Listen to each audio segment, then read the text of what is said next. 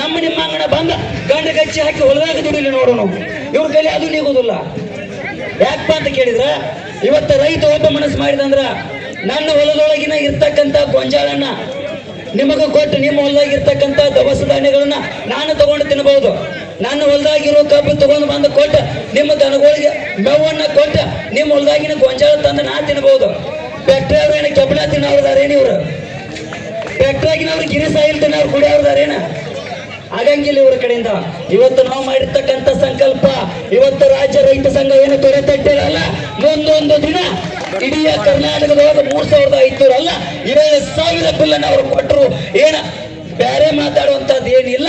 ರೈತರ ತಾಕತ್ತು ಏನಂತಕ್ಕಂಥದ್ದನ್ನ ರಾಜಕಾರಣಿಗಳಿಗೆ ಅರ್ಥ ಮಾಡಬೇಕಾಗಿದೆ. ಇವತ್ತು ನನ್ನ ರಾಜಕೀಯ ಹಿತಾಸಕ್ತಿ ಬೇರೆ ಇರಬಹುದು, ಜಾತಿ ಬೇರೆ ಇರಬಹುದು, ಮತ್ತೊಂದು ಏನೂ ಇಲ್ಲ. ನೇಗಿಲ ನನ್ನ ಧರ್ಮ, ರೈತ ಕುಲವೇ ನನ್ನ ಧರ್ಮ ಅಂತಕ್ಕಂಥ ಮಾತಿನೊಳಗ ಇವತ್ತು ಹಿರಿಯರು ಬಹಳಷ್ಟು ಜನ ಕೂತ್ಕೊಂಡಿರಿ. ನಿಮ್ಮ ಮಕ್ಕಳಿಗೆ ಹೇಳ್ರಿ, ಮುಂದೊಂದು ದಿನ ರಾಜಕೀಯ ಆಮಿಷಗಳಿಗೆ ಒಳಗಾಗದ ನನ್ನ ಧರ್ಮ ರೈತ ಧರ್ಮ, ನಾನು ಸ್ವಾಭಿಮಾನಿ ರೈತ, ರೈತರಿಗೆ ಯಾವ ನಾಯಕ ಬೆಂಬಲವನ್ನ ನೀಡ್ತಾನ ಅವ ನನ್ನ ನಾಯಕ ಅಂತ ಹೇಳಿ ನೀವು ನಿಮ್ಮ ಮಕ್ಕಳಿಗೆ ತಿಳಿಸ್ಬೇಕಾಗಿರ್ತಕ್ಕಂಥದ್ದು ಬಂಧುಗಳೇ. ಯಾಕಂತ ಕೇಳಿದ್ರ, ಪ್ರತಿಯೊಂದು ಬಜೆಟಿನೊಳಗ ಒಬ್ಬ MLA ಸತ್ತಂದ್ರ, ಒಬ್ಬ ಸರ್ಕಾರಿ ನೌಕರ ಸತ್ತಂದ್ರ ಅವ್ರಿಗೆ ಇಂತಿಷ್ಟತ್ತೇಳಿ ರೊಕ್ಕ ಕೊಡ್ತಾರ, ಇಂತಿಷ್ಟತ್ತೇಳಿ ಪರಿಹಾರ ಧನವನ್ನ ಕೊಡ್ತಾರ. ಅದು 1000 ಲೆಕ್ಕದೊಳಗಲ್ಲ, ಲಕ್ಷದ ಲೆಕ್ಕದೊಳಗಲ್ಲ, 10 ಲಕ್ಷ ಗಂಟ್ಲೆ. ಒಬ್ಬ MLA ಗಾಡಿ ಆಕ್ಸಿಡೆಂಟ್ ಆತಂದ್ರೆ ನಾವೇನು ಟ್ಯಾಕ್ಸ್ ಕಟ್ತೇವಲ್ಲ, ಆ ಕಟ್ಟಿದ ಟ್ಯಾಕ್ಸ್ ಇಂದ MLA ಗಾಡಿ ರಿಪೇರಿ ಆಕೈತಿ.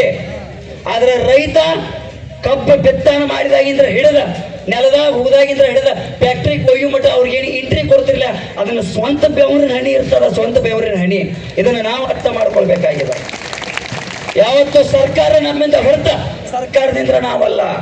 ನಾವು ಹಾಕ್ತಕ್ಕಂಥ ಒಂದು ಮತದ ಭಿಕ್ಷೆ ಐತಲ್ಲ, ಅದರಿಂದ ಅವರು ದೊಡ್ಡವರು ಅದಾರ. ದೊಡ್ಡ ಫ್ಯಾಕ್ಟ್ರಿಗಳು ಕಟ್ಟಿದವ್ರ, ದೊಡ್ಡ ಫ್ಯಾಕ್ಟ್ರಿಗಳು ಕಟ್ಟಿ ದೊಡ್ಡ ಲಕ್ಷ ಗಂಟ್ಲೆ ಲಾಭ ತಗೊಂಡ ಅದ್ರೊಳಗೆ ಕೆಲಸ ಮಾಡೋರಿಗೆ 10,000 ಪಗಾರ ಕೊಡಕತ್ತಾರಲ್ಲ. ಅವ್ರ ಬರೀ 10,000 ಅವ್ರು ನಾವೇ ಕಟ್ಟಿರೋ ಟ್ಯಾಕ್ಸ್ ಇದ್ರನ್ನ ದೊಡ್ಡವರಾದವ್ರು. ಮತ್ತ ಇದ್ರೊಳಗಿನ ಬೇರೆ ಮಾತಿಲ್ಲ.